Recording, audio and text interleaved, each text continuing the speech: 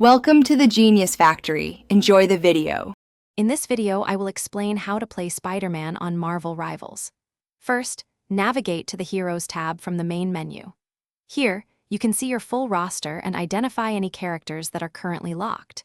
Most heroes, including Spider-Man, are accessible by simply playing the game, completing daily missions, or progressing through the Battle Pass. You can also use accumulated in-game units for direct purchases or through the True Draw system.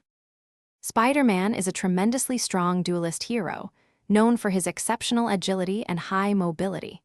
His primary role is to get in quickly, deal significant burst damage to vulnerable targets, and then escape. Use his signature web-slinging to traverse the battlefield rapidly, catching opponents off guard. His web cluster ability is fantastic for stunning enemies, creating openings for your follow-up attacks and team coordination. Mastering Spider-Man's movement is crucial.